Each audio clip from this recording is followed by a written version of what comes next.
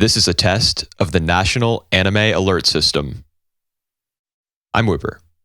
And I'm Grenchler. And the reason you're not hearing the alarm is because there's nothing worth watching right now. But we did finish Planetace. That is worth watching. In preparation for this podcast, along with a few episodes of Kimetsu no Yaiba and the latest installments of Carole Tuesday and One Punch Man. Disappointment Season 2. I mean, One Punch Man Season 2. Yeah. I mean, sure, it's disappointing, but it's anime, I don't have a period to put on the end of that sentence. You can't criticize anime. It's all art. It's all art to someone. I mean, it's all the collective expression of all the people who worked on it. And really, if we're going to criticize their art, their product, the product of their lives, we're criticizing them as individuals. It's just terribly arrogant. Right. I mean, who are we to say that something is good or bad when we couldn't create anything better if we tried? Or maybe we could. I don't know. And that's why we're criticizing it. No, that's definitely not true. Let's just let's start talking about some anime. What do you want to start with? I don't know. You want to start with Carole? Sure. Fuck you. All right. Yeah, it's part 2 of Mars Brightest. Yep. So essentially, we're in a tournament arc. Yeah. In an anime. I guess so. I guess we are a little bit. I mean, it's literally an 8-man single elimination bracket. Yep.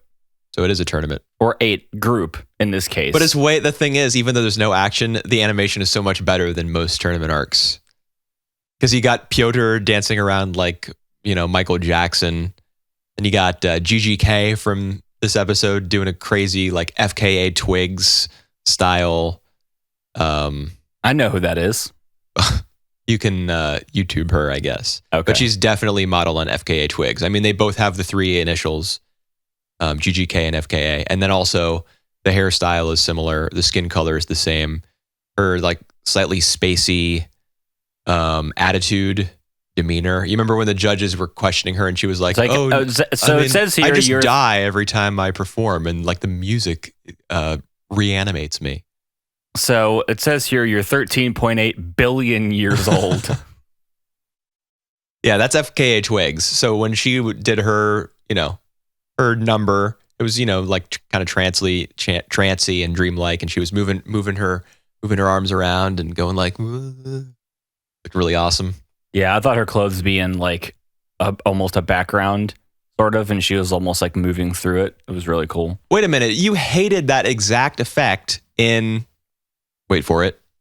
I'm not going to remember the name of the show, but you said that looked like trash when we were watching something else. When we were watching Dragon Pilot? No, it wasn't that. Although it was because it was the camo, and I specifically remember saying that looks like shit. Yeah, but it was something after that. Maybe you've had this grievance multiple times. But so why? First of all, I didn't even notice that. Well, it wasn't. I don't think there was a layer through it. It was like sitting on her. It wasn't like they drew clothes. It was like a nebula.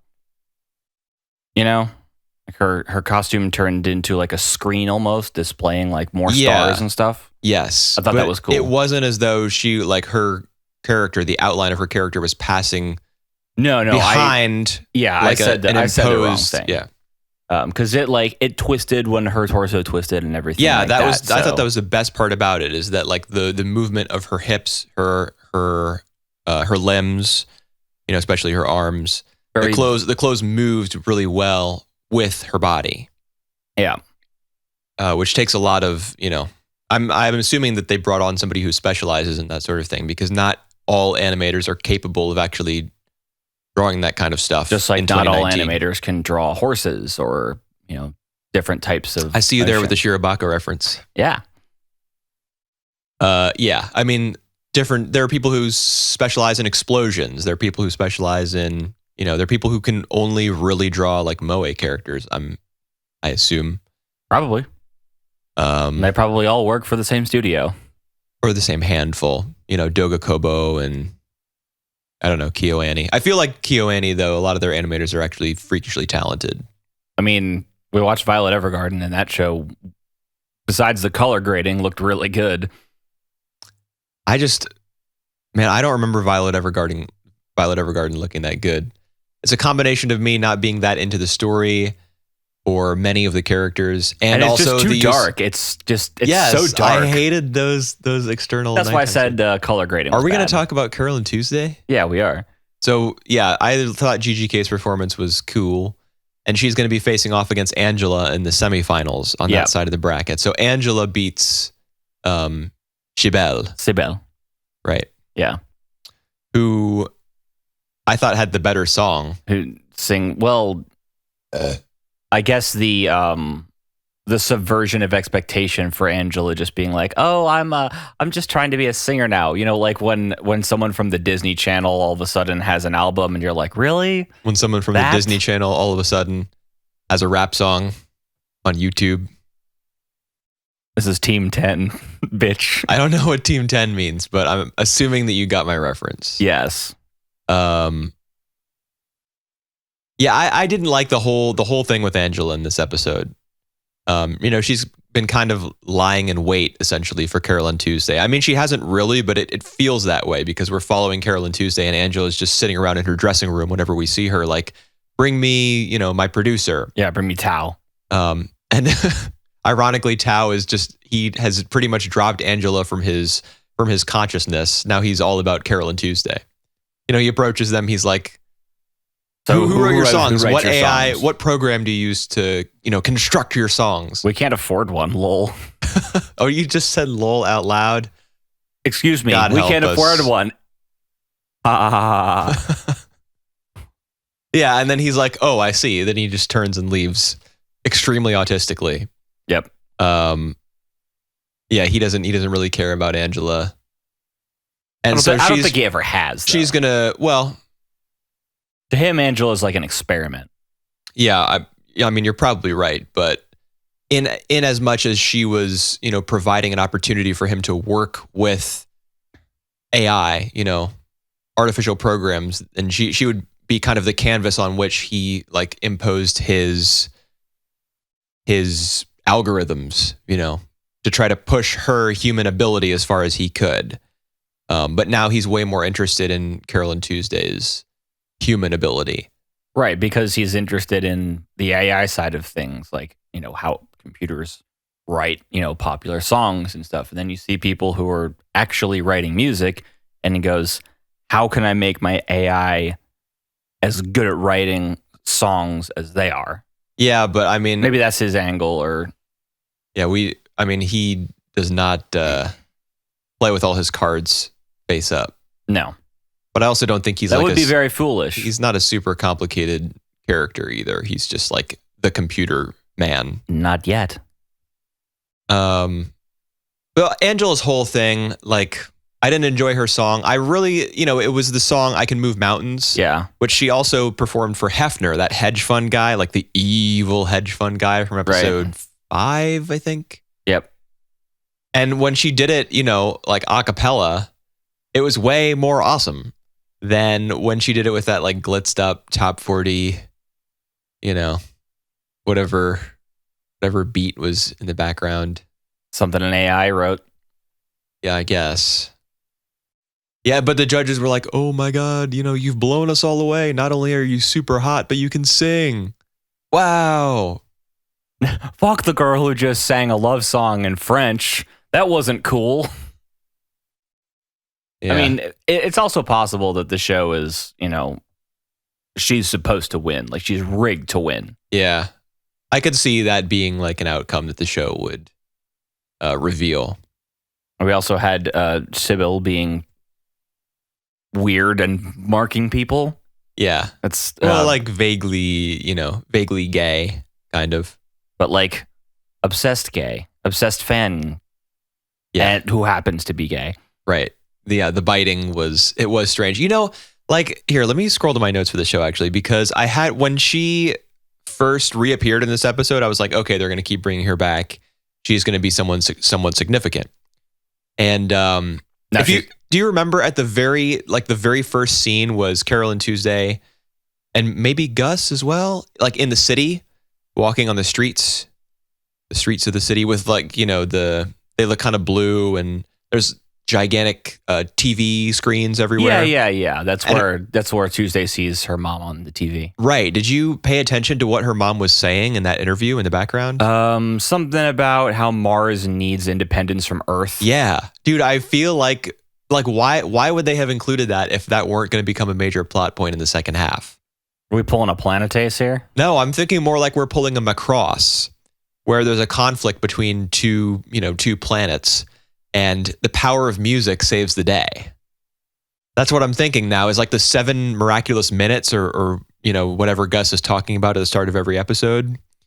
Is like the unification of Earth and Mars. Yeah, or just like the song that unites everyone's hearts and gets them to lay down their weapons or something along those lines. Maybe there won't be like actual military operations, but there's tension between the Earth and Mars. So this is something new that we've learned. That's actually something that happened during World War II. There was tension between Earth and Mars? No. Music actually bringing the opposite sides together.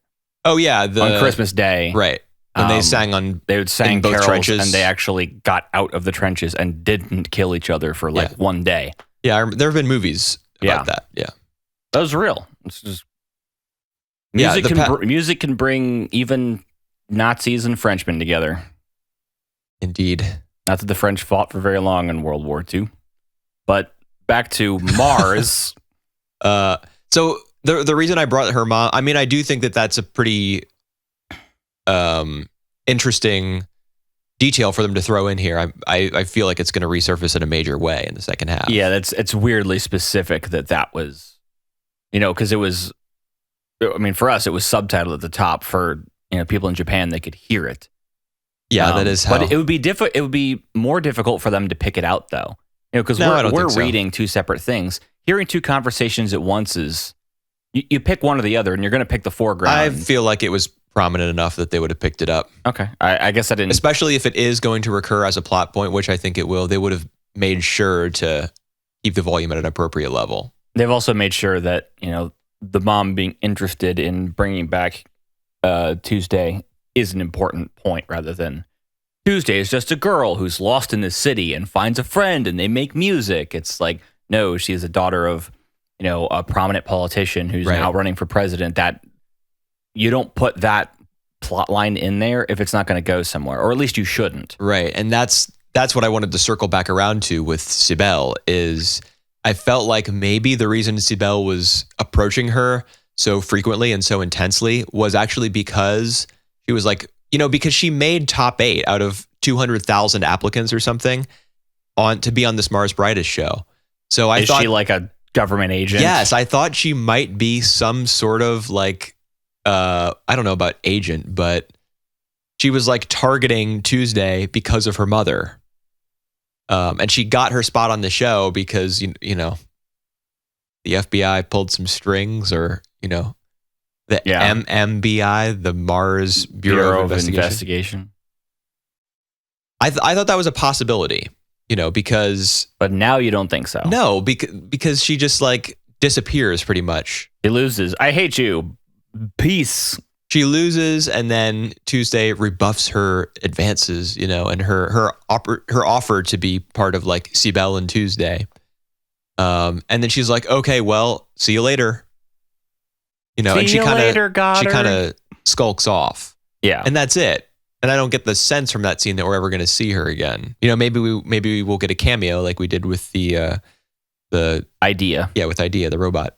But I was like, that was kind of weird. Yeah, just a bit. But that's also. But we didn't talk. Well, go ahead. The AI dog is actually just like the comic relief judge. Yeah, pretty much. Like, yeah, that's going to be a no from me, dog. Get it? Because it's a dog. Yeah. I don't know. I feel like they'll probably use that facet of his quote unquote character to comment on like the difference between Carole and Tuesday's music and Angela's music once they face each other in the finals. I mean, ideally we would have like GGK versus Carole and Tuesday. That would be my dream. But that's not going to happen. With GGK winning the whole thing because her song was awesome. But whatever. Also, we didn't talk about Mermaid Sisters. Yes. What do you think was their thought process when they were conceptualizing all the acts who would be in the top 8 of this reality show? Why do you think they came up with a bunch of like African American trans mermaids to sing a song composed entirely of swear words and phrases? What was the idea behind that creative decision? This will be so lol random. It'll go viral, my dudes. Yeah, maybe they were hoping for some virality or virality. I don't know how you pronounce that. Well, virality is like viral videos. Virality is like a virus. Yeah, or if you're in the context of like procreation, a man's ability to is there produce virility. But virality, I think they're actually different. They are. They're absolutely different. I was just wondering about the pronunciation. I think it was just supposed to be like lol so random funny. I guess, but like I didn't. There cannot have been a greater motive than that, unless they were just trying to slip something past a Japanese censor board or something just for fun. I mean, they swore in English, so right. Can they do that? Sure, I guess. Like Firefly swore in Chinese. Yeah, that's so. I guess it's the rough equivalent. What's the name of the organization? Like the Parent something for ethical standards in media.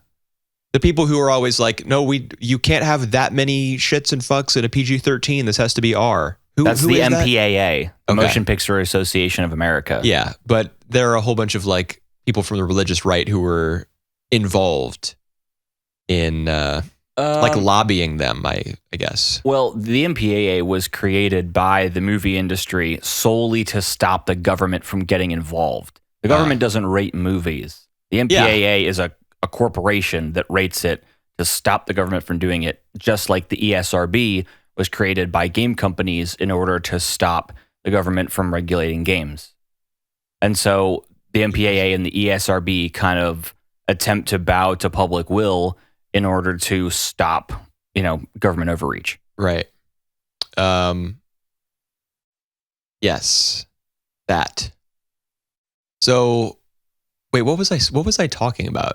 Oh yeah, I'm sure that Japan has a version of that. Actually, for them, it might not be privatized. It might be a government thing. Right, like an ethics board or something. Yeah, but either way, I'm sure that like them swearing in English allows them to get away. Also, it's on Netflix.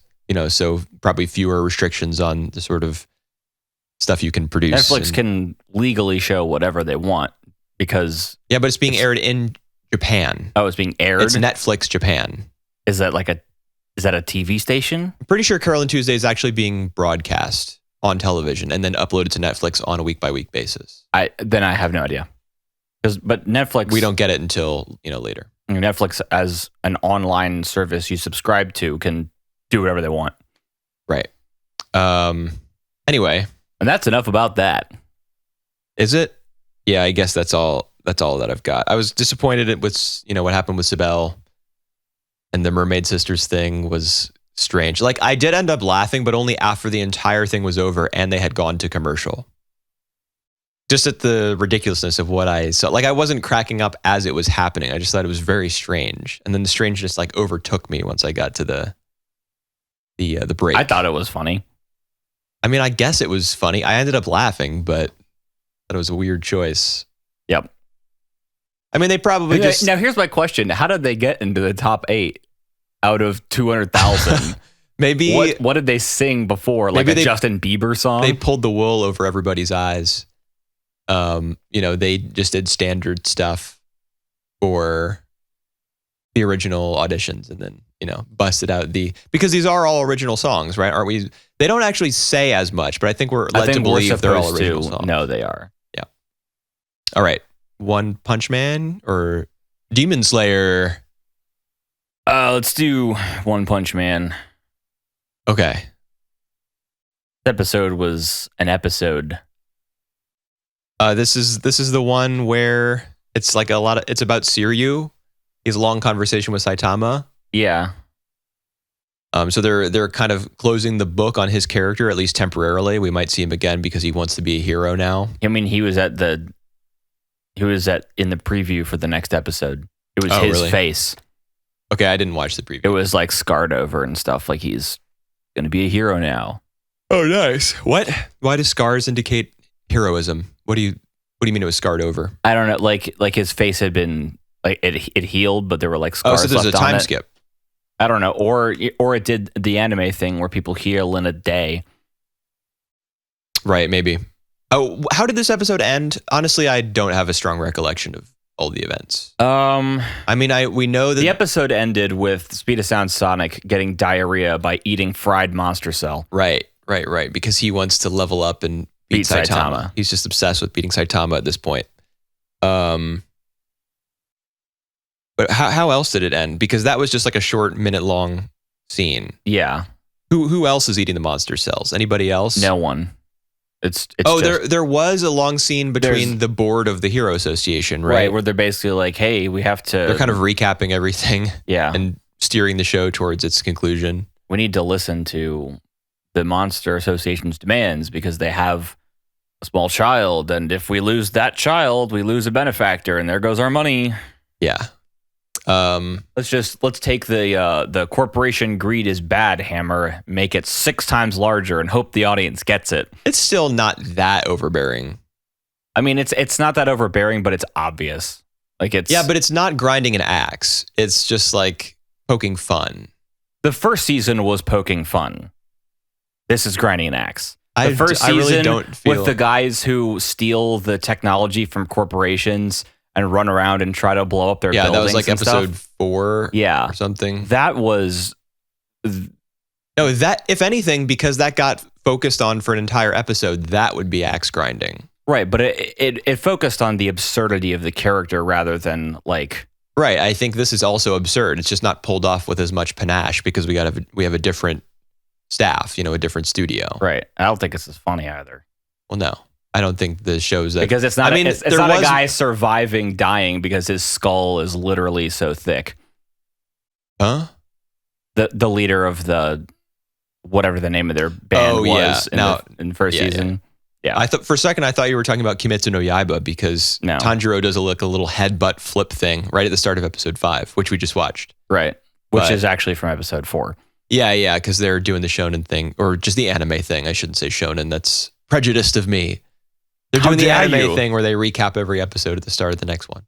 Anyways, you say that it's not as funny this season, and I agree, but there was one standout moment, one standout comedic moment from this episode that may have passed you by. Oh, it did? Yeah. It had to do with Puri Puri Prisoner.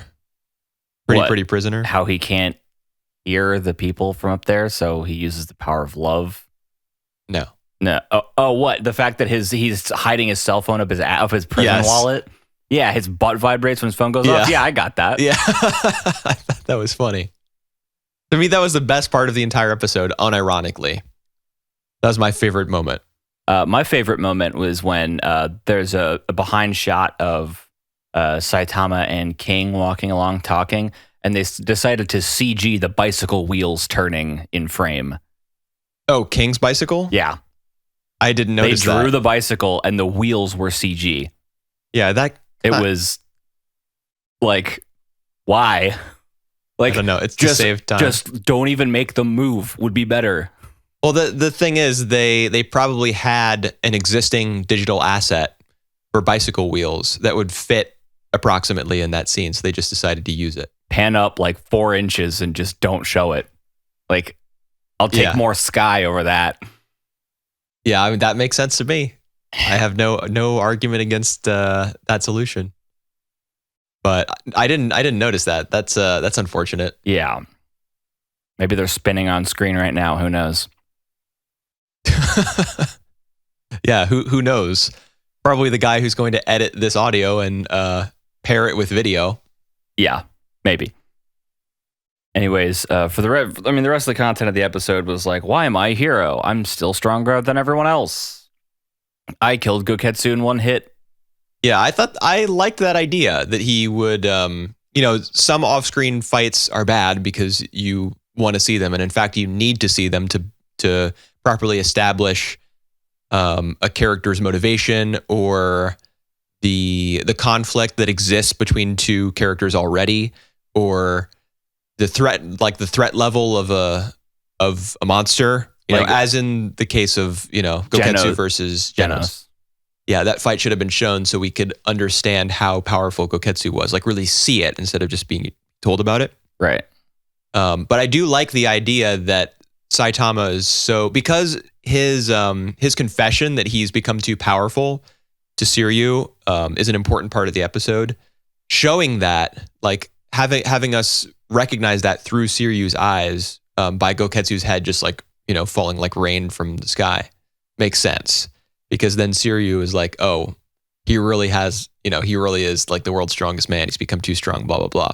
But then he just ends up wanting to be a hero like Saitama, and I don't know, like Saitama saves the day, and not only does he defeat the person who's threatening the city, the monster that's threatening the city, he also saves Siryu from a life of like hedonism, just pursuing his own pleasure and not giving a fuck about heroics or like higher calling or anything like that. So the I don't know, dude. I just hate when shonen series go this route. Like it's not enough for there to be an exciting conflict between good and evil.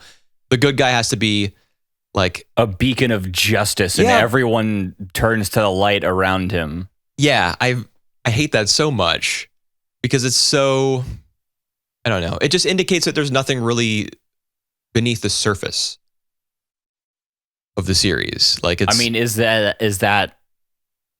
I mean, I was going to draw a parallel to, like Naruto's first mission where he fights against Zabuza, and at the end, Zabuza ends up like turning around and killing the huge squad that comes after him, trying to get to the guy that hired him. But the only reason he did that was because he like insulted Hakim. Hakim, you mean Haku? Haku, that's right. Hakim's from a different show that we're going to talk about. Oh, right. There's also a Hakim and Cowboy Bebop, episode 2. It's been a while since I've seen that. Okay. I need to rewatch it. Anyways. But that parallel doesn't make any sense. Well, there's no comparison because like the moral grayness of that first arc in Naruto is actually pretty good. Zabuza saved this kid and trained him up, and cares and really cares for him, despite being evil or, bad. Like, yeah, a mercenary. A mercenary. Yeah. I mean, all ninjas are mercenaries in Naruto, aren't they? There are some that only carry out the really low level missions, I guess, but they're like friendly neighborhood cops. Right. Whereas Zabuza is your friendly neighborhood assassin, or unfriendly. Right. Mr. Worldwide assassin. And like, I don't remember too much about that arc. It's been quite a while since I've seen it. I saw it like last year. I think like the depth of Zabuza's like hatred at his own situation and how much he does look after and care for Haku is imprinted upon Naruto. Like that's the reason that arc is so important, is because that's when Naruto steps out of the village, like both literally and metaphorically. And he realizes that people are way more complicated, even like vicious killers are way more complicated than he would have thought. Right. But I don't think anything of the sort is going. I mean, One Punch Man's a satire and a comedy as well, so it doesn't need to be. It's not aiming in that direction, but I don't know. I just don't feel as though there's a whole lot being offered by this season. Like the structure of it, it's all taking place in one day, right? Or most of it. Yeah, it's pretty compact. Yeah, but because they're cutting between so many different locations, it feels longer in the course of a day. Like there's not much time for subtext. Like the last 4 episodes have taken place in the span of, I don't know, 2 to 3 hours. Yeah. Because it's been the martial arts tournament the whole time. Well, that's nothing compared to Hunter x Hunter. There's an entire like 50 episode arc that takes place in the span of half an hour or something. Naruto does that too, but it's like a journey between a bunch of people's minds and stuff like that. The whole 30 episodes take place in the span of like 10 or 15 seconds. What is this? It's really late in Shippuden. Oh, okay. Have you seen all of Shippuden? No, I haven't, but I have a friend who has. Ah, okay. Yeah, I dropped that. Actually, that was kind of a turning point for me as an anime fan, was when Shippuden came out. Like, when the first episode of Shippuden came out, I was so fucking hyped, dude. Like, I got chills. How could you not be? Naruto's back. Seeing the OP, with the... I can still picture it. Like, it's the first shot is all in grayscale. The characters are all walking towards like the horizon, and their shadows are cast really long behind them. There's like bongo drums going in the back, like dun dun dun dun dun dun. And I was like, oh my god, yes. But I got 30 or 40 episodes in, and I was like, man, I don't know what's going on, but this is not it's not what I want. There's actually like a watch guide for how to watch Shippuden, because literally half of it is filler. Yeah, I mean, it's like 14 episodes are the manga, 14 episodes are filler, and it loops like that almost the entire show's duration. Anyways. Yeah, well, that's too bad, but your show's boring when we start talking about Naruto instead. Yeah, I had some more specific criticisms of One Punch Man. Like, I didn't like the way that the entire conversation between Saitama and Suryu was laid out. It seemed to go in 3 phases, and the middle phase had a completely different BGM track, which disrupted the whole flow of things for me. And I had like more specific critiques, but I don't really feel like going into them even. We're already 30 minutes into this, right? Yeah. I mean, a lot of that was Carole, though. That's true. But okay, so any other thoughts about One Punch Man season 2? I really don't know if there's anything that this season can do to redeem itself. Maybe it can talk to us some more about what it means to be a hero. I just read that in a manga. Oh yeah, he did say something like that. Yeah, he gives him like this grand speech about like the greater meaning of being a hero and how you can still be stronger in like your ideals and everything like that. I guess my ideals. I guess he's just been reading a bunch of Boku no Hero. Maybe. And just spouting it off to Saitama now. No, you mean Saitama's, but oh yeah, it's King who's that's King right, and then Saitama's like, yeah, but I don't want to do that. Yeah, I was already kind of like falling asleep during that conversation. Yeah, I checked out during most of it. I just went, all right, this is still doing this bit. Oh, okay. Oh wow, this is like a Family Guy sketch. It's going on way too long. I did think that the thing at the end with, Speed of Sound Sonic, like being a gourmet and really, really preparing a lavish version of these monster cells for himself. I thought that was a good concept. And I did like the cell phone vibrating between Puri Puri prisoners, butt cheeks. It was funny. But I don't know. Not that into what's going on. I would be happy not to watch anymore, to be honest. We don't have to watch it for this. I'll probably still keep watching it just in the hopes that something worthwhile happens, but man, I don't even know if it's worth watching another 4 episodes. Well, 3 more, I think. Oh wow, even less. Even fewer. On to something that we don't have fewer of, though. Yeah, something we have more of. Kimetsu no Yaiba. Or as the unintelligent call it, Demon Slayer. Oh, the unintelligent, huh? Didn't you say something last week about like that's not what it even translates to? Yeah, what it literally translates to is like Blade of Demon's Bane. So there you go. Well, they Ellis Island it. I don't know what that means. Ellis Island was the immigration island. Yeah. In the 20s and 30s. I know that. And if they couldn't pronounce your name, they gave you a different one. Okay. So they localized people's names like as standard. Yeah, not a direct parallel because they weren't trying to translate the name in the first place. But, Right. They were just trying to make it pronounceable. Right. Anyways, I thought episodes 2 to 4 were pretty damn good. These I was not so enthusiastic about. Okay, I'm glad I'm not the only one who felt that way. Maybe that's because the sense of time was very different. You know, in 2 to 4 episodes, we passed like 2 years. And we passed like... You mean in episodes 2 through 4? Right. We passed, episodes 2 through 4, we passed like 2 years. And in this one, we passed, I don't know, a month. Something like that. There was a month? There was a 15... Well, I mean, think how long it probably takes him to travel somewhere. We can assume that's a couple days. And there was a 15-day time skip.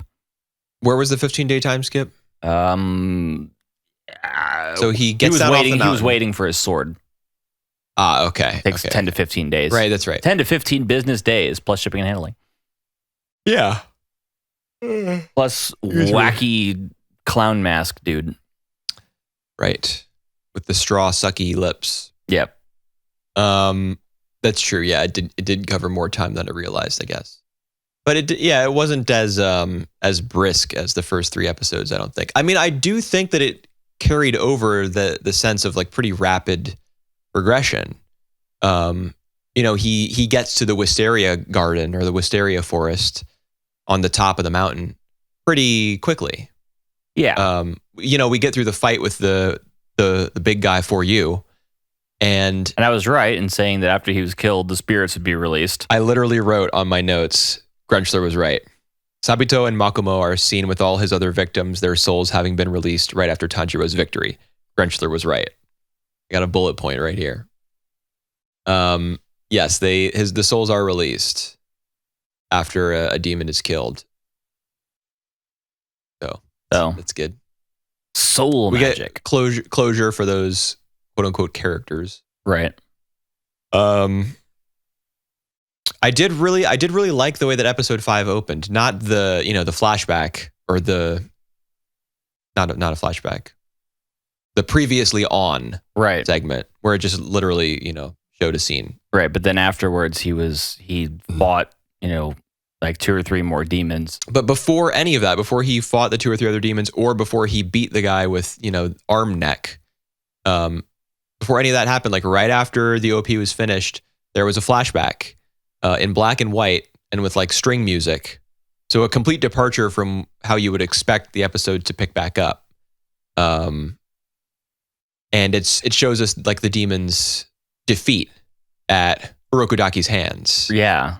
I forgot about that. You're right. And that's not the only flashback, but because it, pretty much begins with that scene, you get a sense of that demon's like hatred and his frustration, his pain, especially once you learn that, he was turned into a demon and he devoured his own brother. I thought they did a really nice job handling that because, it's shonen often goes that route, like making the villain sympathetic at the last moment. Because, I mean, as we learn, later, these demons don't exactly have a choice in the matter. It's, you get turned into a demon and you start eating things. Well, his sister's not like that, but she's the exception that proves the rule. Right. But yeah, I feel like it's kind of remarkable how they pulled that off. And I think it's because they opened the episode that way. At least, after we came back from the electric guitar theme song. And that's something that I realized after seeing it, that Yaiba has even this early in its run, it's already created like a pattern of doing those sorts of unexpected, like quieter openings than you would expect. Like episode 3, for example, opens in complete silence for like 45 seconds. It's him writing in his journal and then, like putting everything away and then looking over his sister as he's about to set out for his training. It's totally quiet. You don't hear any voiceover. You hear like the light rustling of paper as he's closing his book, his journal. Yeah. But then it's nothing. Like it really imprints on you that the sense of, I don't know, what sense is it imprint on you? Of gravity of this scene, like he's about to leave his sister behind, the person for whom he's doing all of this. For the person for whom he's living, like he's dedicated his life to trying to figure out how to make her better. So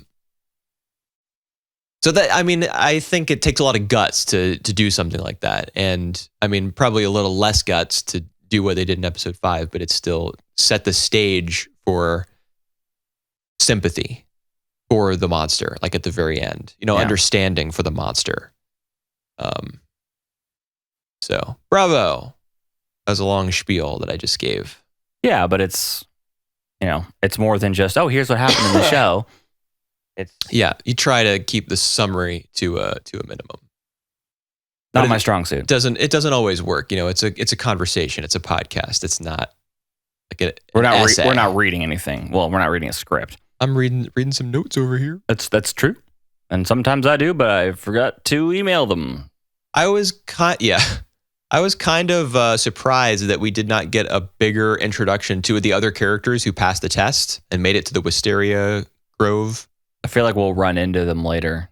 Yeah, I mean, they're in the OP. They're going to be, significant supporting characters at the very least. We get the guy who was forced to take the test by his master. The lightning guy? The lightning dude. Yeah, I did pick out the lightning this time in the opening theme. Because last time I was like, what? We have Captain Anger. Right, Scarface. Yep. Yeah. And then we have the mysterious bird lady. Yeah. She's just quiet. Right. And they all, the two little girls, the two little Ningyo-looking doll girls. Right. Whatever those things are. Yeah, it's like a Japanese, I don't know what to call them exactly. It's part of Japanese mythology. Okay. Because there are two very similar looking characters, the two girls with the opposite hair colors and the wide eyes in another show that I've seen, Hozuki no Reitetsu, which is like a workplace comedy set in hell. What? Yeah, like hell is depicted as a bureaucracy. And there's tons of red tape that all the employees have to go through whenever like a new person dies and their soul comes to hell. They have to figure out like what part of hell they have to be sent to, and it's pretty unique series. But there's there's a name for what those girls are, like where the space that they exist in Japanese legend. Okay. I don't know what they are though. Did you pick up more on the Ghost in the Shell-y type of music that I mentioned last time? With no. like the voices. Still just strings. the intros to each episode. That's the only time that I really pick out. Oh, maybe that's the only time I'm remembering it, but I'm still referencing it anyways. That's the only time I'm picking up on it. And other than that, it's like strings and percussion. He also smells a good rock. Yes, he does. His sense of smell is getting a little out of hand. Yeah. But I mean, it's it's like a power level scouter essentially. It's the same thing as like being able to like see chakra lines in Naruto and stuff. It is the same. It's fine. I do like the puffs of smoke, or not the puffs, like the trails and the trails, wisps yes. and stuff. Yeah, those are that at least they're adds, very watercolor, or not watercolor, but like I don't know the style of art they used in Okami. That's watercolor. Okay, but some of it anyway. Yeah, I mean you get the sense that they've been painted with brushstrokes. Yeah. From them I kind of get the like a swirling pattern within each one that's kind of faint. And that makes sense because they're clouds, they're smoke, they're a scent. I like them. I like all the ways in which the show uses those little, the ribbons of water when he slices his sword, and not so much a fan of the strings though, like the string that guides him to the enemy's vital spot, and he just kills him. Yep. Not really a fan of that, but whatever. He gets a cool box and sets out in his first mission. Before that, though, we see 4 people pass the test. Right, but they mention 5. Right. Well, the head of the Demon Slayer Corps says as many as 5 people managed to pass this time. Ooh, all my new children. I wonder what kind of swordsmen they'll become. What happened to the 5th? Well, I'm assuming the 5th is Pighead Man from the OP. Yeah, that's a good assumption. We don't see him there. He must be, maybe he finished late. Yeah, or early, or I don't know. Anyway, yeah, I thought that was something that might be important to bring up because they're likely gonna, pay that a visit again. That line of dialogue sooner rather than later, given the speed at which we're moving here. Moving a little bit into episode 6. And 7. I did like the fact that Tanjiro was consciously thinking, if I get too far away from these people, I won't be able to defend them, rather than just going off and fighting the demon and not thinking about anything and stuff. It was, a little more thought to that. Like he remarks, he's like, I got too close to a wall, another place he can come out at me. That's right. That's an interesting and not always thought of your sense of where you are and your surroundings, essentially. I don't know. I feel like a lot of shonen actually have internal dialogue about, Shimata, I stepped into his trap. I got too close to this tree or something. I don't watch that many shonen though. Yeah, I watch Okay, well let's talk about Naruto again, since that's the point of reference that we have between the two of us. What about the Shikamaru versus Temari fight in the Chunin exam? Okay, that's just a standout in anime in general. No, well, what I'm saying is that fight is all about the character's positioning, and they're obsessed with it. Once Temari realizes what his game is, it's all about where she's positioning herself. Right. I don't think it's that uncommon for that sort of, because it's all shonen fights have become more and more about tactics. It takes less frames to animate tactics than it does, Well, you can raw power. You can animate a lot of punches with only a few frames. Dragon Ball showed us the way. And as One early Punch as the Man 80s. showed us the blurry innovation. Oh, it's season 2? Season 2. Yeah. Well, not every... But I do like that. I think it's, I was pretty disappointed, to be honest, in the fight in general. That whole thing where he goes to the town and he's he has to fight the 3 demons who are the part of the same body somehow. Right. It's one demon who's split himself and his personality split with him. Yeah, right. The split personality thing, I thought that was kind of interesting. Or think about the clacking teeth. I was a fan of the clacking teeth. What I was not a fan of was the sound that was laid on top of it, and also the nails on a chalkboard sound that was laid on top of that. I think it would have been way cooler if it had just been the clacking teeth. Perhaps less impactful, because they really laid it on thick. But it looked like his bottom jaw was spinning in a circle. His teeth in his mouth were spinning in a circle rather than him grinding his teeth. I thought it just looked like grinding his teeth. I don't know. I thought it looked like they were spinning. Well, there were 3 different demons, so maybe they were doing different things, trying to confuse him. If they all make a different noise, then he knows which is which. Sure. Another tactic. Obviously. Yeah, I don't know, man. I didn't really it just felt like a silly mission. Monster of the day. I mean, the purpose was so that he could learn about Muzen, whatever the fuck. Mumen Rider. Muzan Kibutsuji. We can just call him Epic Fedora Demon, I guess. Fedemon. Yeah. For short. He just needed to try to learn about that guy, so he questioned the demon about him. And the demon, it obviously is, as we're shown, is scared and is like, no, I'm not going to talk about that. That's, fuck that shit, rather die. Yeah, which he does. Swiftly. After regenerating his arms in a millisecond. He's got them cut off. We don't even get the idea, a glimmer of the fact that they're beginning to heal, to reprocess Maybe they have themselves. to just like save up the energy and they use it all at once. I don't know, man. I mean, which is harder to defend against? Seeing someone slowly grow arms, or if they immediately grow back and fight you? Well, yeah. I mean, the latter is obviously tougher for your opponent to pick up on, but is it realistic? Did you Did I just? Did you just? I was like, I don't know. And especially the scene at the very end where the guy is like, I finally see. understand. He's not a boy. Those are the hands of a man. No, the more grating than that to me was like, at last I see our situations are one and the same. You know, because he also lost his sister. He also lost a loved one. Well, that's the fiance guy realizes that Tanjiro also lost a loved one when he sees him, you know, pick up his sister.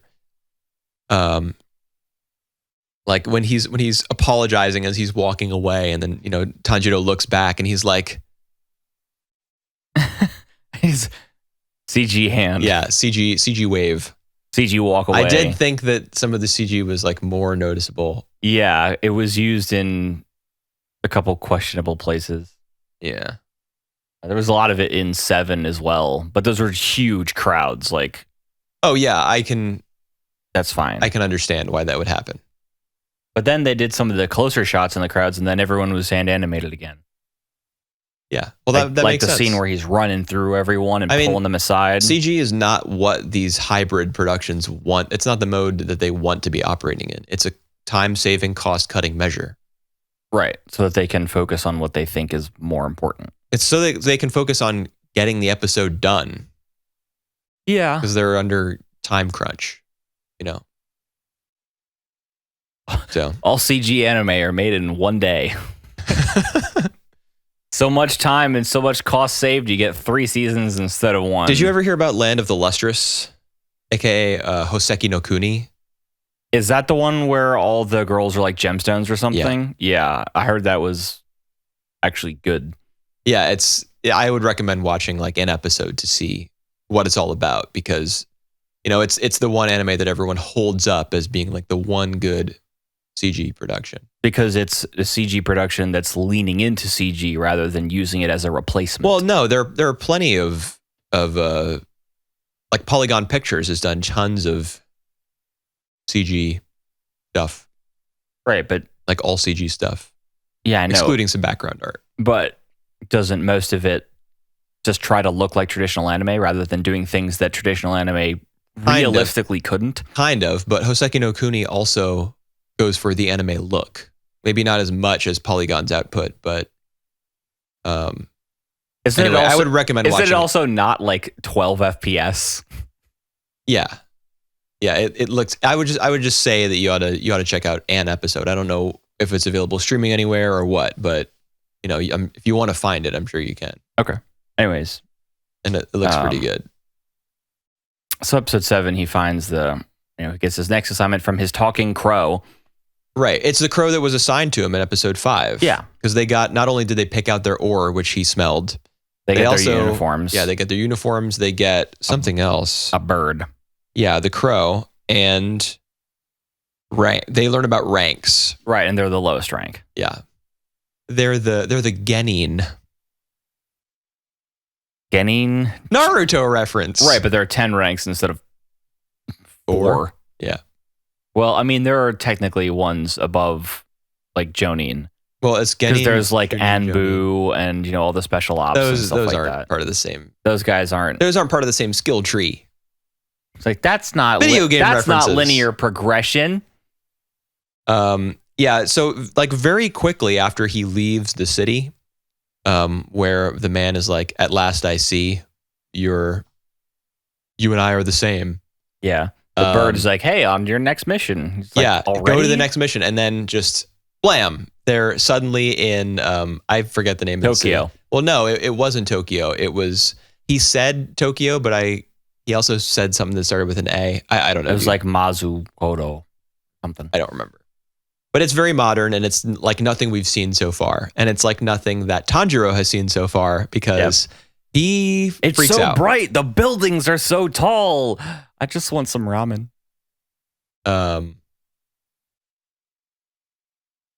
I mean, That face that he made was so ridiculous. there's something to be said for, like culture shock or people coming into, imagine if you live in like, a small African village and then one day you're in like Cairo with skyscrapers everywhere and just going, what? Yeah, I mean, I don't blame the show at all for depicting his culture shock in such an exaggerated manner. I thought that was fine, but he very quickly like transitions to this city. We don't see him journey there. He's just there. Yeah. So the reason I bring that up like in that way is because you felt as though the show didn't move as quickly as it did in the previous 3 episodes. I kind of feel like it does. And that's a prime example. It covers less time, but it still moves very briskly from one, story to the next. Yeah. However, I don't think that the story was as good. Like the thing where he slices the boulder, that whole thing where it's about like, it's like him in conflict with himself, almost trying to surpass his own limitations and to go beyond. Yeah. And you even see his hair grow. So we know like progression is seriously happening. Wow. His hair was longer. Also, this was different. It wasn't the same type of storytelling. It was like, let's go on a mission. Let's go on another. Yeah. There was one part where there's that 15-day timescape. He's waiting for his sword. He had that big cut above his head. Mm-hmm. And it was still bandaged after 15 days. It wasn't magical anime healing. It's gone or whatever. And now further on into the show, he has a scar there. Like it's part of his character. Right. I think that's interesting. Like an interesting attention to detail that didn't necessarily have to be there. Because if you think about the number of times that most shonen characters have been like covered head to toe in bandages and they have almost no scars, save for Deku's got one on like his arm or his hand or something. I thought he had scars all over his body. Deku? Yeah. No, it was like a scar on like his wrist or his leg or something. Have you seen like all of season 3? Yeah, of course. Of course, he says. Of course. You think I don't watch the hippest anime? That would be JoJo's Bizarre Adventure Part 5. Yeah, I'm not watching JoJo. Parts 1 and 2 are actually pretty good, dude. I recommend. Still not gonna do it. I wouldn't recommend moving beyond those 2, but I don't want to be a JoJo fan and understand the references. Right. Yeah. I can see why you wouldn't want to be. Why would you would want those things to continue sailing over your head? I like that attention and how rather than miraculous anime healing, like Naruto not having 8,000 scars all over his. Well, he is a fox. Never mind. Yeah. It's fine. Yeah. It's. I didn't even pick up on the fact that I saw that his scar had changed. It wasn't just above this eye anymore. Like it wasn't just that patch like before. Right. It seemed to me that it had actually like partially healed. No, I'm talking about a different scar. Oh. Anyways, whatever. Yeah, it's nice that he's not unscathed. We got to talk about Fedora Demon. Fedemon. Roger Federer. Huh? I don't know, Federer, Fedemon. I'm grasping at straws. Anyway. Yeah, he's living like a human in the city. He's got a wife and a child. Yeah. And then to make his great escape, turn someone into a demon right in front of Tanjiro and just gonna peace out. Yeah. So I had a moment of fridge logic.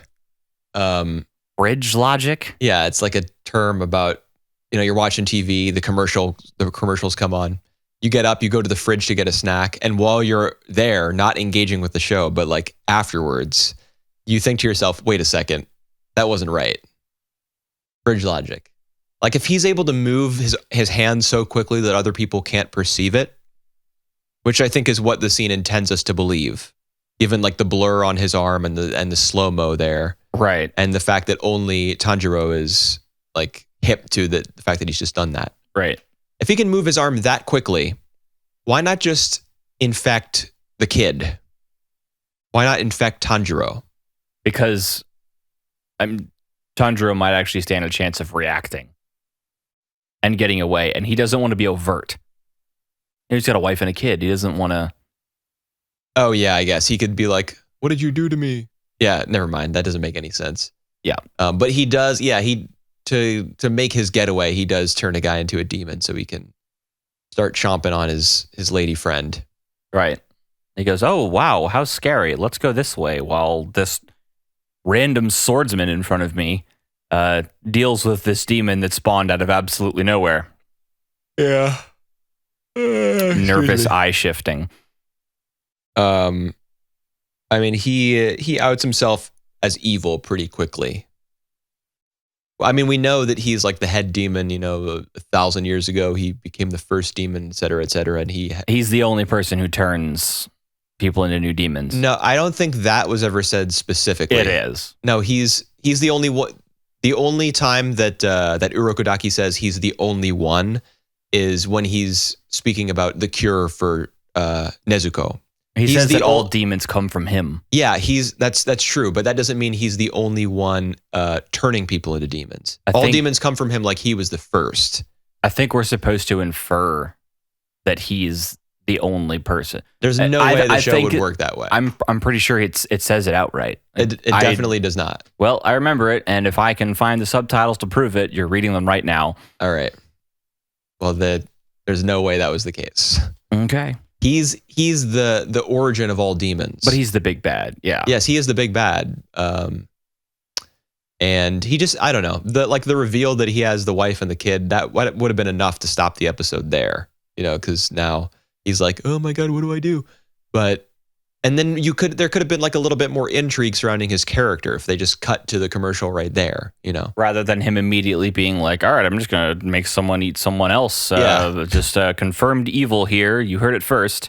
Yeah. I am the big bad. Especially since his method of dress and his general attitude are so much different from any other character that we've seen in the show so far.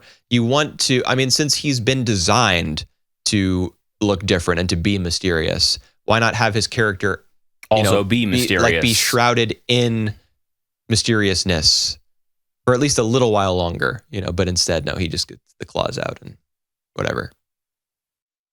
I bet we're going to learn that the Demon Slayer Corps, the person who founded it, is actually responsible for him becoming the first demon and created the Demon Slayer Corps as recompense. Yeah, probably something like that. Because we do get the shot of the guy who's like 5 people past. We don't see his face, I don't think. Maybe we do. Like a side profile, I think. Yeah. But no, he doesn't just like stare into the camera creepily. But we don't, it's not as though he is totally revealed to us, at least not based on my memory. So, there's probably, it's Fedora Demon on the one hand, and then on the other hand, you got the head of the Demon Slayer Corps, this guy who we've also seen. And that's episodes 5 to 7. 5 to 7 of Kimetsu no Yaiba. Oh my God. And now it's time for the end of Planetes.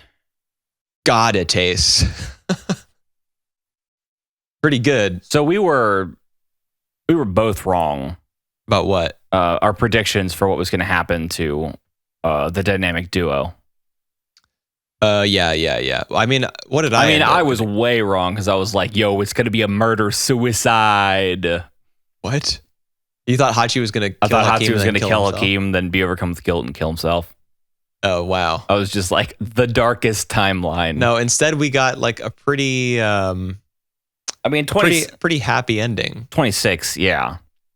And a couple minutes of 25, but yeah, we did. There was still plenty. Hachi didn't like get out unscathed, at least not immediately. It wasn't like time skip, happy days. He pulled the trigger. Yeah, he really did intend to kill Hakim, but he didn't. Yeah, but he didn't because the gun was out of ammo.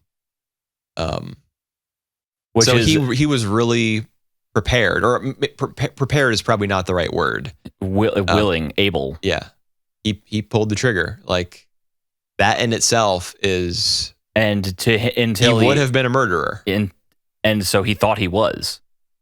I mean, self-defense and all that. Maybe murder is not the right word, but well, yeah, But the way Hakim was egging him on and the state of mind that he was in, he would have killed somebody like almost in cold blood. Yeah. I think that he, the way he talks about the event afterward and the flashbacks we see, it seems like he really thinks of himself as a murderer. Like, I killed him, I had the intent and he died anyways. Like, I tried to kill him. But he didn't die. Well, he doesn't know that, though. Yeah, that's, I guess that's true. I don't know. Yeah. But I mean, Hakim's fate, we do see the scene with him and Nono in episode 26. Right. But yeah, I guess Hachi assumes that he's dead or. Right. I think Hachi just assumes he died in the blast.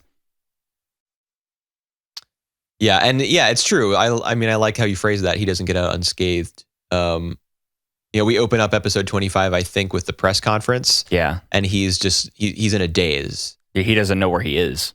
He's like, I'm going where? What's going on? We got to suffer with this Joker for 7 months. Yeah. Dude, get your shit together. We're on TV. Yeah, he's lost. He's completely lost. Like, he goes out onto the moon's surface for 2 full days. He tries to die. He tries to kill himself. I don't think that's true. At least I hope that if there had been a suicide attempt, the show would have paid more, honored that more in terms of how much time it dedicates to it. I do think there's something to be said for the fact that he goes out onto the moon's surface like Gigalt did. Not Gigalt, but Gigalt's friend. Oh, yeah. The one that he collected. Yeah, I mean, I think that was the absolute like darkest moment for him was when he went out into the moon. But like in the process of going out in the spacesuit, I think he probably was so like because he's totally distracted, like at the press conference and when he goes out for 2 days on the moon. He just didn't even notice he was out there for that long.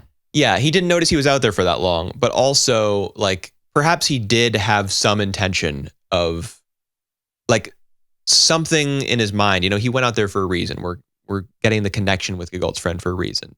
So I don't want to say that it was a suicide attempt, but I do think like perhaps he was looking to punish himself by heading out there in the first place.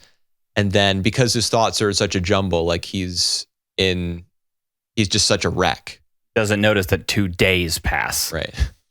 I do kind of wish that there had been more time dedicated to that. I do think that it was actually like a suicide attempt. Oh, you think? And I think one of the reasons is because it's mentioned specifically, if you hadn't been in one of the Von Braun suits, you would be dead. Yeah, I remember that. But like, that doesn't necessarily... He just put on the first spacesuit that was accessible to him. He didn't think about like, this one would save my life. I think he went out there with the intention of dying. Oh. I don't think I agree. I mean, it's up to interpretation because it's not spelled out, obviously. Right. Yeah, that's true. I mean, though I don't agree that he was trying to kill himself, I do think that he was trying to punish himself or trying to completely escape from everything and everyone.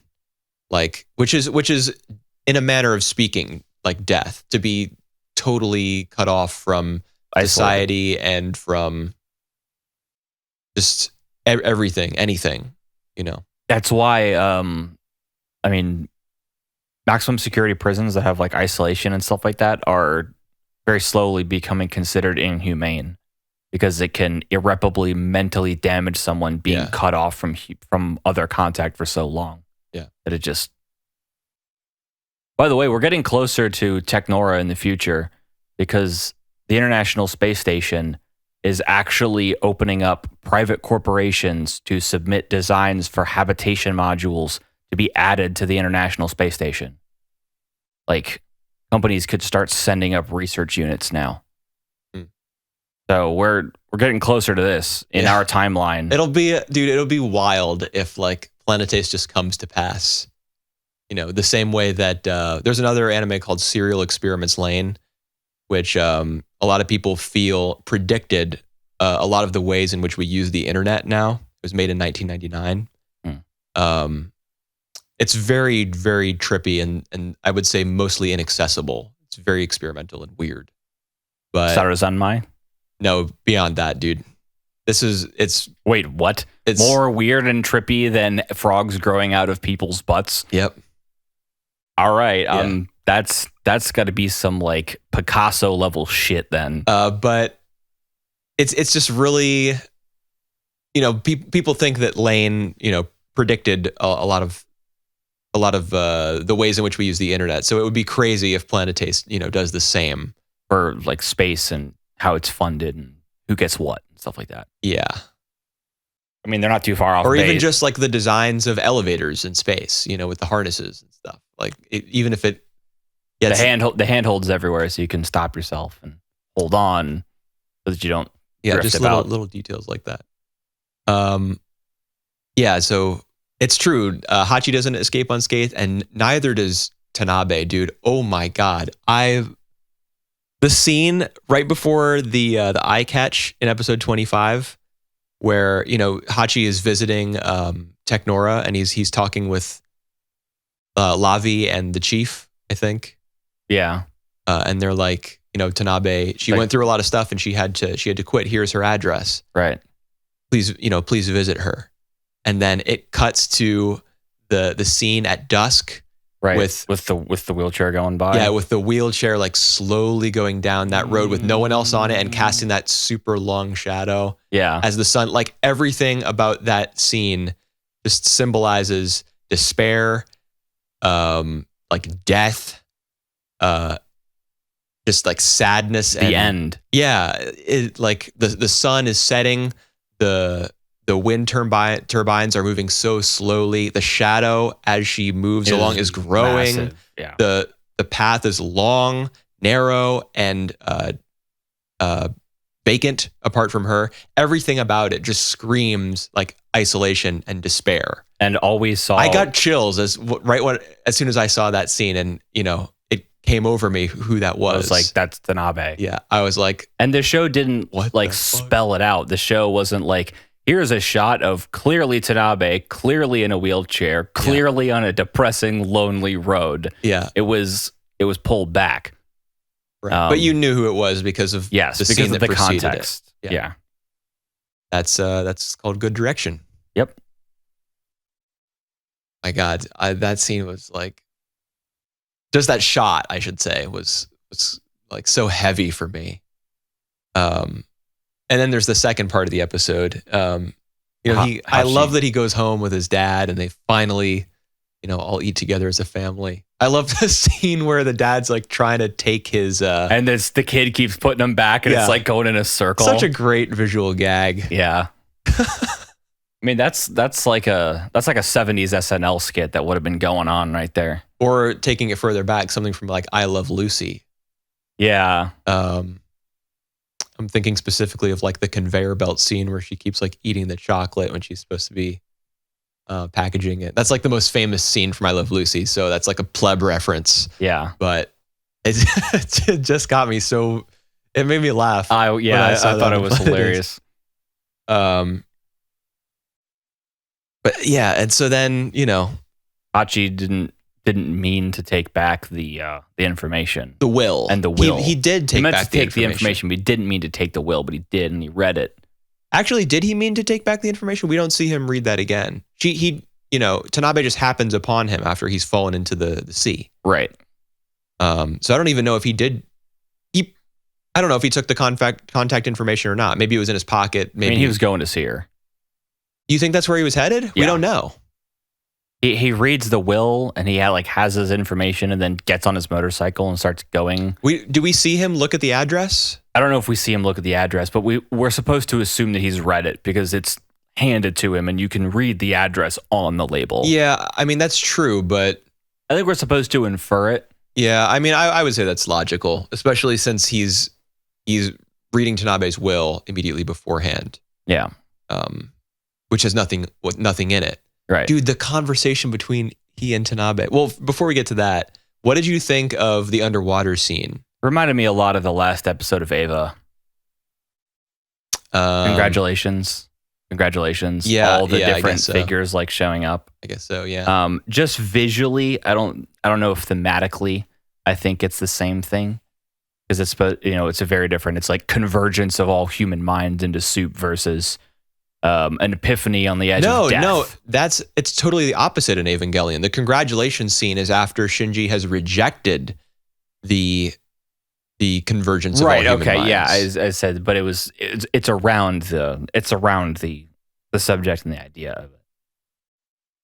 But yeah, it is like a revelation, an epiphany that is visualized. Yeah, so in that sense, yeah, those two scenes are pretty. I didn't make that connection. And this is, for Hachi, this is like an edge of death sort of one. Like you just went over a cliff into an ocean on your motorcycle. Yeah, and his helmet is on. That's that's the part that really makes me think. And he emerges from the ocean with the helmet still on. Yeah, if memory serves, he does, and then he just rips it off. Like, what did you think of his revelation? That we're all connected. I don't want to say it's a cop-out because I don't think it is. I just think that that's the only way he could rationalize it because he thinks of everything almost in the terms of space. So his conclusion that all the lives and everything around him are the greater part of the universe is the only way he can, put those sort of connections together. Yeah, honestly, I hadn't even considered how specific that epiphany was to his character, like to his obsession with space, to his interests. Yeah. Because we do see the gigantic chain of people, which then have the stars superimposed on top of them, and then the galaxies, and then those all start and coming so together. Our galaxy is on top, the Milky Way, and then we see all the other ones like the Andromeda, and that's the only one I can name. That's literally the only other galaxy I can name. Yeah, that's true. It is, but I think that saves it from being like a Deus Ex Machina or a cop-out or anything like that, is that it is specific to the character. Yeah, that's nice. Yeah, but I did think to myself, wow, this is pretty convenient. The timing of this epiphany. It is the second to last episode. They do need to start wrapping things up, but that thought did cross through my mind. It wasn't like I wasn't swept along with it like I probably should have been or could have been had it been framed differently, had it been written differently. But I do appreciate that point that you just made. And I did enjoy the scene as well. But what came after to me was so much better, dude. The conversation with he and Tanabe, I was like, who's cutting onions? Yeah, what happened to her, like him learning about it, just the full impact of that sort of tragedy befalling someone, especially since Hachi's shadow self has plagued him with thoughts of like, oh, you just wanted an excuse to come back down to earth. You wanted this sickness to handicap you so you wouldn't run the risk of failure. That's exactly what happens to Tanabe. And he realizes how, what a horrible situation that is for her, and how much she has suffered, and how much suffering is still in store for her because she's going through the rehab. Yeah. And you at different points of their conversation, you see her hands shake and you hear her stutter, because it's nerve damage. Yeah, I was taken aback at she paid for her convictions. Yeah, we end up seeing the scene where they get rescued in episode 26. In 26, in 26, we do see it. Yeah. Tanabe is about to. Yeah, we see her on the ground, thrashing about, dying. Right. In the process of dying. She can't breathe. Yeah. And you've got 3 minutes at that point. And if you're past, I think, 40 seconds, you suffer brain damage. Man. Yeah, she really did pay for her convictions. It wasn't, she realized that it wasn't true, effort, love, that stuff won't save you, in episode 26, she is still talking about, like tough love. That's just one of the many forms of love. Right. So she hasn't changed. She still is an optimist. She's still a believer. She's a positive person. But it's not like she's still through that, even though she hasn't gone through any trials or tribulations. She literally paid for her convictions and is still holding on to them rather than letting that, it's like I lost control of my life for, over a year, however long her rehab was. And it didn't change her into like this bitter person. She, Right. in the face of that adversity, stayed the same. Right. So, I do think that she's not quite as naive now. She's not quite as optimistic. But that is her catchphrase. Yeah. And she believes that love is the way we ought to live. We ought to respect one another, love one another, and our planet. That's like the way forward. That's how we're gonna progress. And that's the other thing that's so great about their conversation, dude. Like Hachi understands in his own way, through his own lens, what she was talking about, because he's just been through what he went through when he was under the surface. right. He gets and How it connects everyone. yeah, but and that's the other thing. That's the other great thing about that scene. He doesn't say, he tells her about what he experienced, and he says, "That's what you were trying to tell me, isn't it? That we're all connected, and what connects us is," and that's the final line. They don't say the word love. Instead, they literally connect with their hands. Yeah. It's just so good, dude. Oh my God. That was I thought that episode was great. I wasn't as crazy about episode 26. 26 was the Where Are They Now? Yeah. To be honest, like after episode 24, before I watched these two, I kind of thought, or no, I'm sorry. After watching episode 25, I kind of thought to myself, oh, Hachi's not going to go on the trip. Right. He's realized that, like space exploration isn't, you don't have to keep pushing and pushing and going further and further, because no matter where you are, you're connected to everyone and everything else. So you don't have to go to Jupiter. There's nothing there for you that you can't have here. So I thought it was going to be like super poetic, in that he was going to at once reject Shadow Hachi, but at the same time do the thing that Shadow Hachi was calling him a coward for, like settle down with Tanabe. I thought he was going to reject the idea that was cowardly. But instead, he's space bros with his dad. Yeah, and honestly, I think that's more fitting, because that's who he is. He does love space. He wasn't just pushing himself to get onto the Von Braun and stuff because he had no other options, and because he was like in a state of mind where he wanted to like sabotage himself and then give himself only one escape and like see if he made it. I think that did play a role in. It was self-sabotage, the way he quit the company, because the show explains Right. he needn't have done that. But, underneath all of that, he still does love space. He wants to explore. He does want to take humanity farther. Dad was on the first mission to Mars. He's on the first mission with his dad to Jupiter. Von Braun's already planning to go to Saturn. Yeah. Yeah. I really like that that detail about the plans to go to Saturn. Like, progress doesn't stop.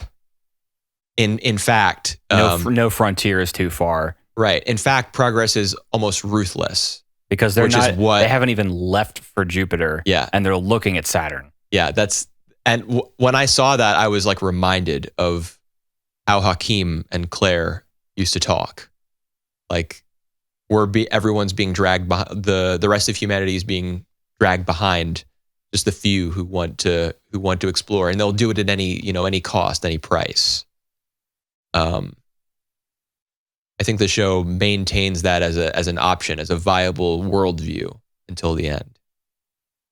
You know, depending on your level of cynicism or anger, or maybe if you're just really woke, that's, you know. Yeah. And we get Dolph takes Galileo development private, and essentially just BTFOs Technora entirely. Yeah. I did think that plot thread was a little weak, just because the workplace politics were not always the focus in Planetes. More than that, it was I don't know. What was it more than that? Just what was going on with, you know, it was a character half section, and even just the regular politics of the show were like, you know, the general global and I guess universal politics, rather than like specifically the workplace ones, like the maneuvering on Dolph's end. But great moment, you know. Who would possibly need to ask whether it's better to be a pet dog or a lone wolf? That's what he says to the suit. Good line. Yeah. That's great. And I did like in episode 25, he says to Locksmith, can we have a conversation? It's serious. We don't get anything else from him for the rest of that episode. Then in 26, we learn he's gotten Locksmith's support. He has his backing. That's why he's able to make that maneuver, because Locksmith, like the genius who is making this entire trip possible, is behind him. And who's just being like, all right, so we haven't even left, but check this out. This is another planet. And we get, I think the big scene in 26 is Hakim and No. Yeah. That's the big scene? Isn't it? I would say Claire. I mean, in terms of length, the conversation with Claire, I think, is the longest scene. Right, but I think you know, impactfully, you know, we're like, Hakim's alive, and yeah. Dude, I thought, like, because it's at the end of 26 when he encounters No out there on the lunar surface. I thought he was gonna blow up the moon. Yeah, dude, I seriously thought that Planetes was going to go for the last second downer ending, because that was my vague memory of my first viewing, you know, however many years ago, like at least 10. There's a 10-second OVA, it's just the moon blowing up. Kind of reminds me of Wolf's Rain. There was a 6-episode OVA for Wolf's Rain, or 4? I can't remember. But it was literally the apocalypse. It was the world ending.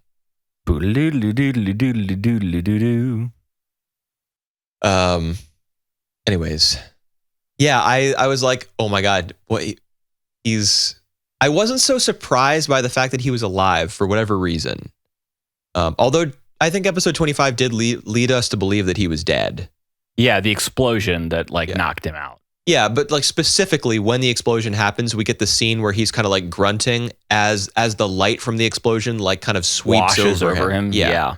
We're supposed. I think that's shorthand for death. Yeah, but he does come back, and then, you know, almost kills Space Girl. Yeah, he sounds deranged.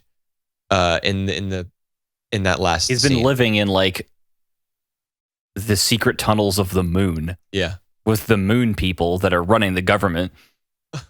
Pulling all the strings. It's the conversation they have is kind of a repeat of what's his face says. The El Tanakan guy. Oh, right. Tamara. It's like, you can't see any borders from up here. Right.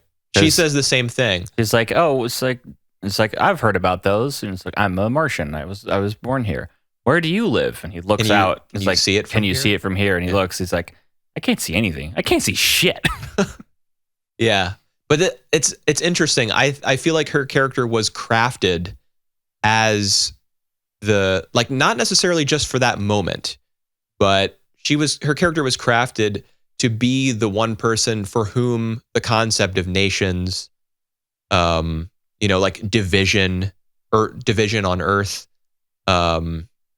segregation, just borders, those sorts of things in general. Right. She's the one character for whom that sort of thing does not apply. Right. Because she was born on the moon. Right. So it acts as a commentary on the fact that we're not born with those things. We may be tribal as a race. We do want to stay with our own. Yeah, we want to stay with our own. We want to belong, et cetera, et cetera. But we're not born immediately with the idea of borders and nations and stuff like that. It has to be taught to us.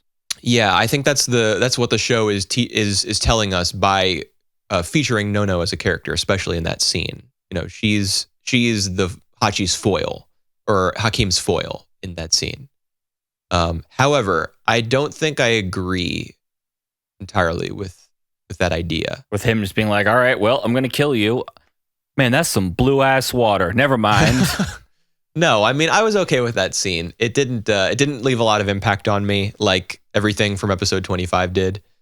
But I was okay with the scene. What I don't agree with is the idea that, I think it is. I think it's very nice and it's very poetic that Nono would be the one to like quell that anger in his heart, because of her, her innocence. But I think it does make sense because we are tribal and because we're selfish and possessive that we would erect borders in order to keep other people out.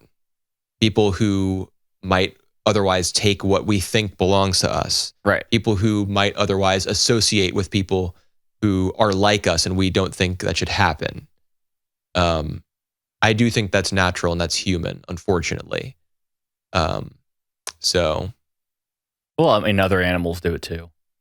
Yeah. There are prides of lions and stuff like that. And, they mark their territory. So it's not, we have a more complicated system around it, but we do pretty much the same thing as they do. Right. And I think that's the thing that Planetes is railing against is the system. Is like systematic erection of borders and systematic segregation. Once you allow those things to perpetuate themselves and to damage, less wealthy, less fortunate, less literate groups of people, nations over time, compounding the problem. Right. That's what Planetes has a real issue with, and I do as well. I think most people do. Yeah. No, man, I want those third world nations to stay poor and pick trash as a living.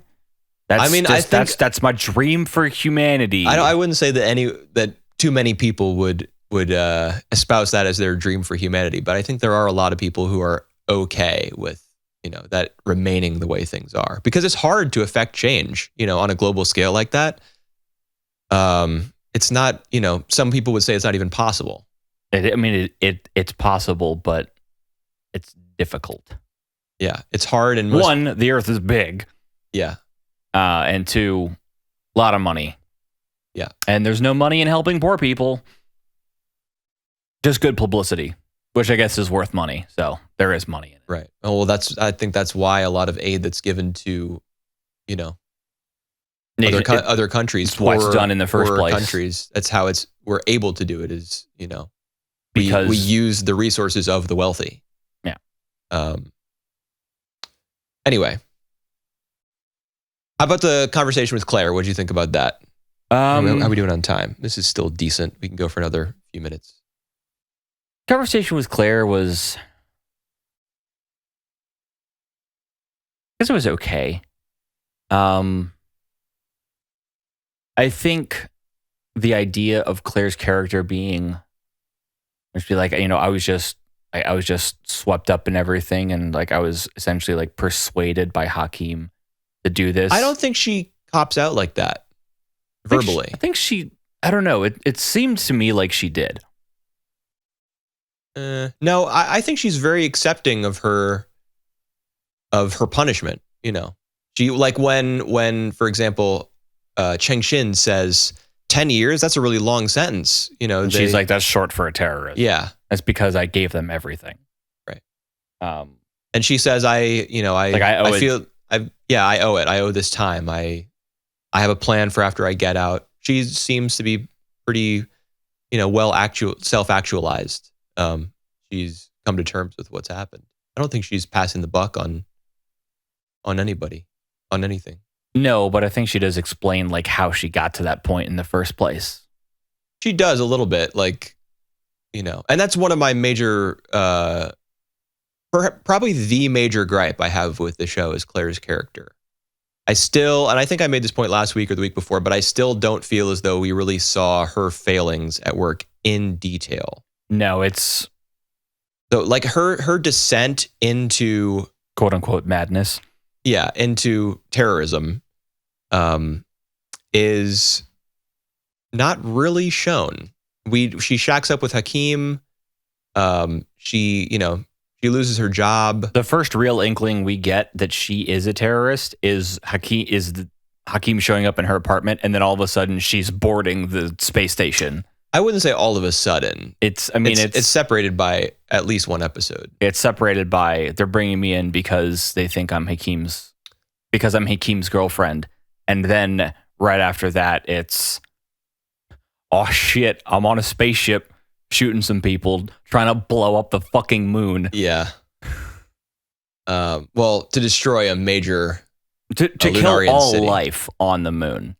I don't know if that was all of it. Well, it's the biggest city. It's 120,000 people. That's a lot. Yeah. Yeah. So it did seem like it was, 0 to 100 real quick. Would have loved, because I feel like she could have been the show's best character. Honestly, like her arc, being at the top, just being like the girl that got away for Hachi, the rival for Tanabe, learning that she's the swan from Gigalt who can perceive that her legs are paddling furiously. Right. Her graceful on the surface, but struggling to stay afloat. Right. And then when she meets Temura, who's from El Tanaka, that kind of begins her descent. Well, yeah, it kind of plants the seed because she's reminded of where she came from. She feels ashamed that she's abandoned, quote unquote, abandoned her country. Then, Hakim is eventually able to recruit her. But just the part where she, like, that last slip when she like takes a step and there's no ground underneath her foot and she falls. I feel like we didn't get that scene. No, we didn't.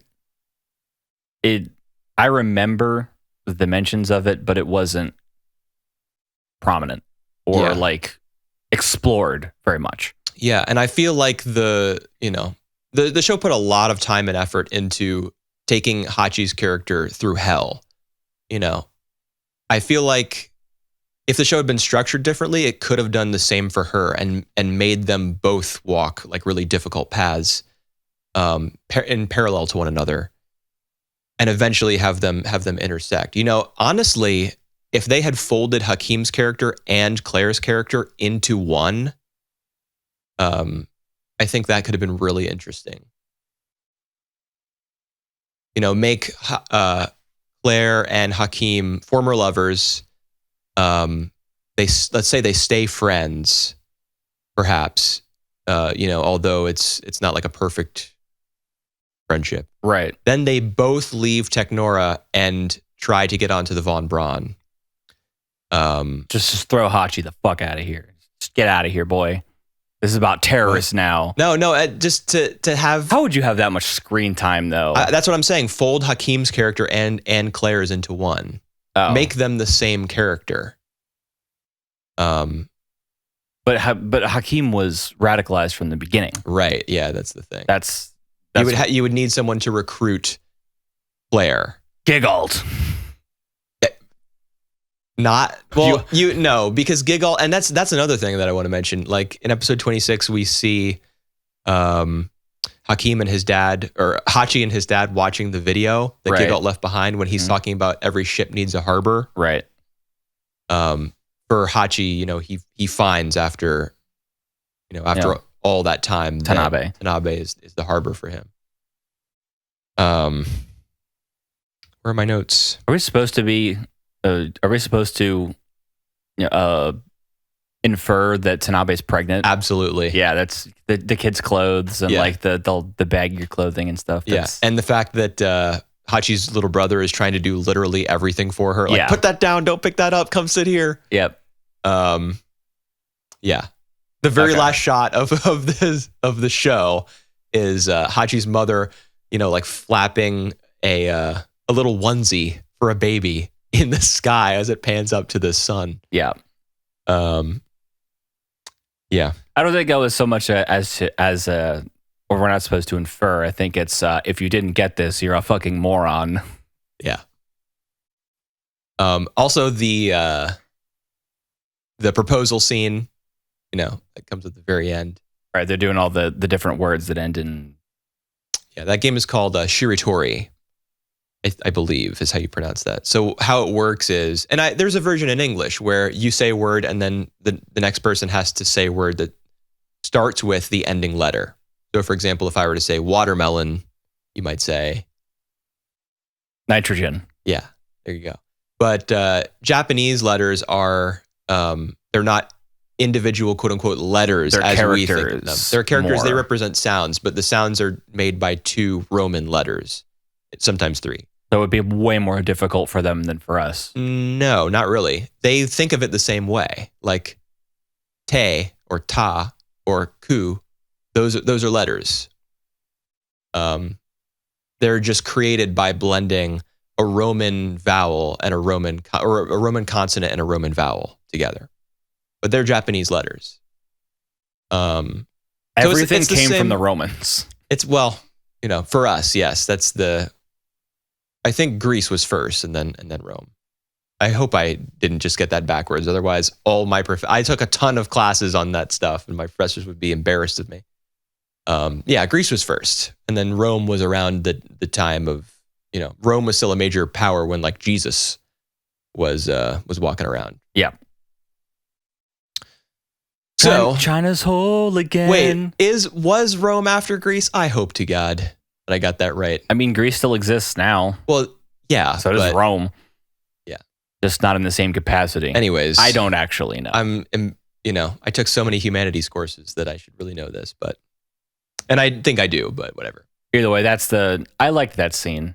Yeah. So yeah, it's Shiritori. It's really the same game, I guess, for Japanese, but that was what was going on.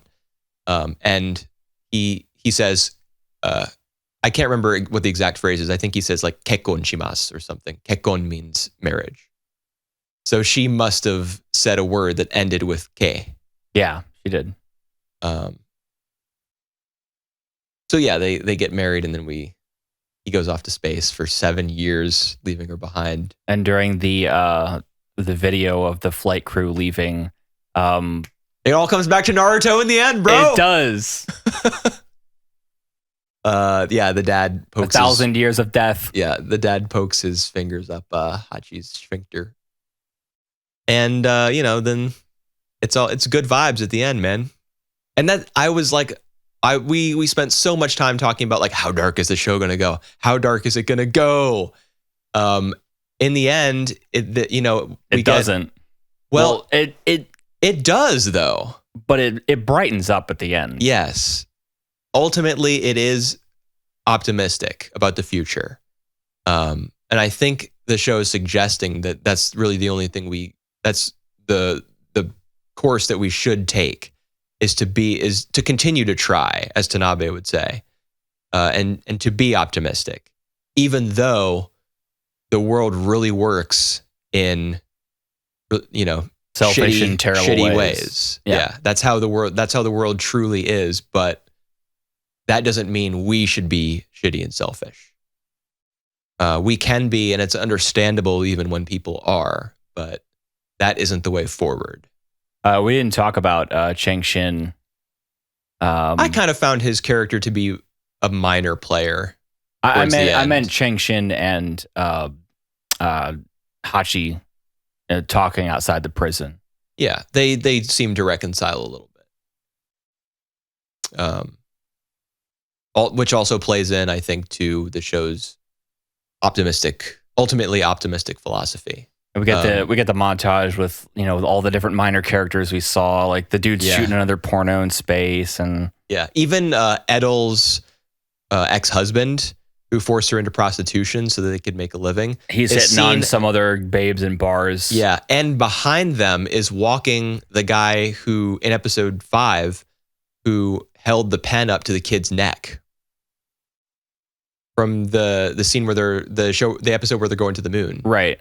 That's the character who's walking behind them in the bar, I think. Oh, really? Yeah. Okay.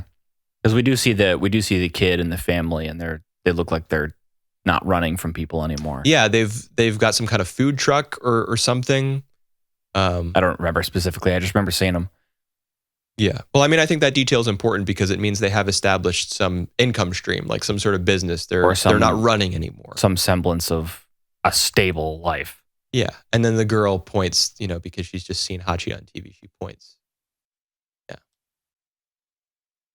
So. That's the man who saved me. Yeah. We should probably wrap up. This is a long. Also, the boss is bald. Is a toupee.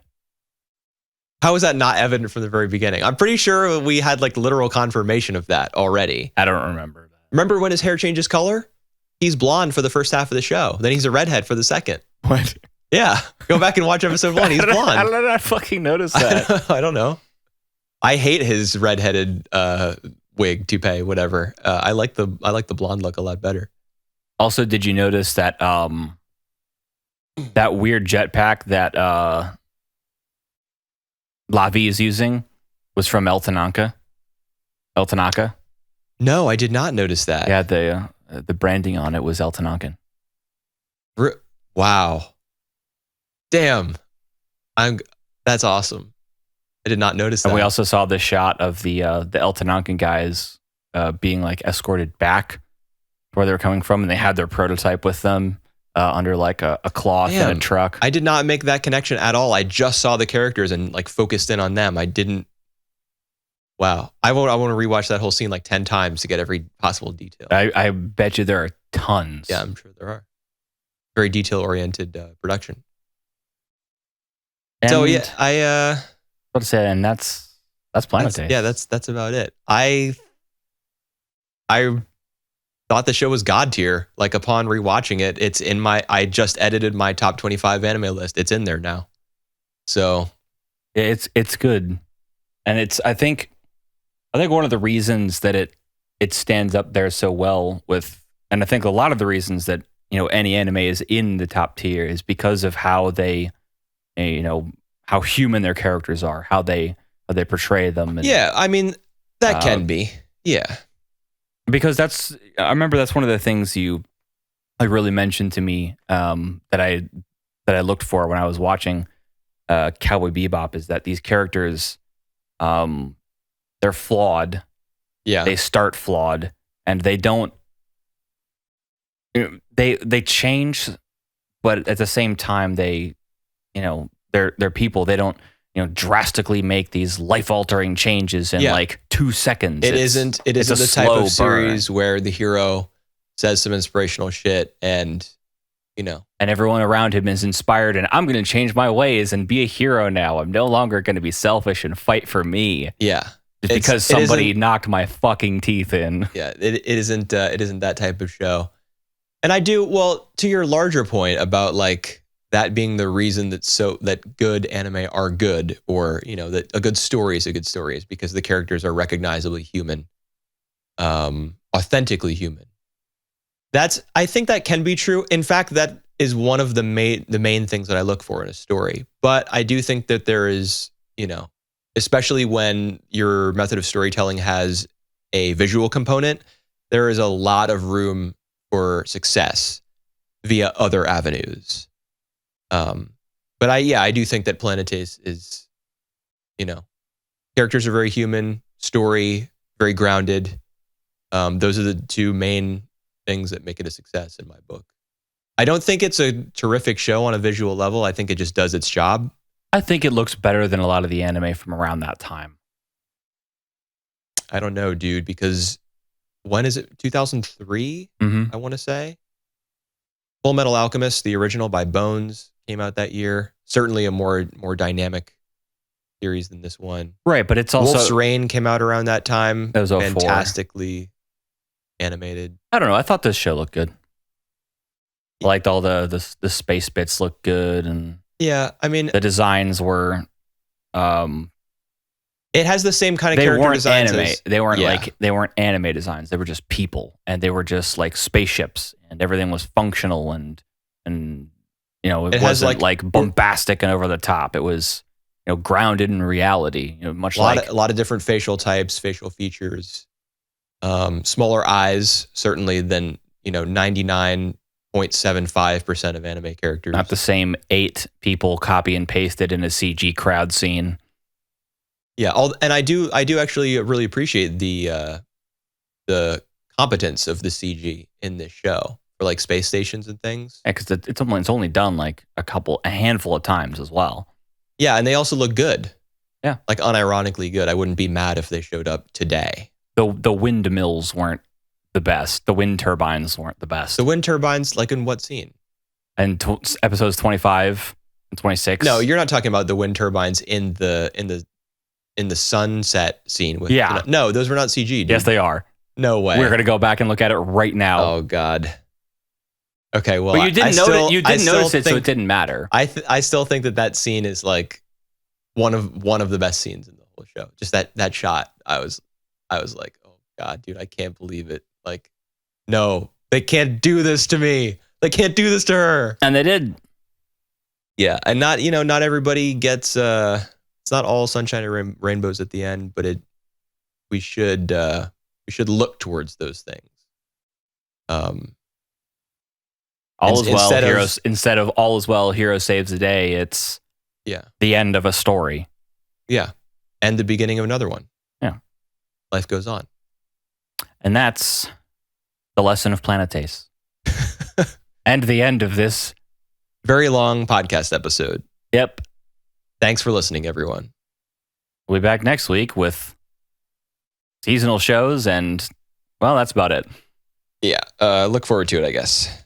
Or don't. That's up to you.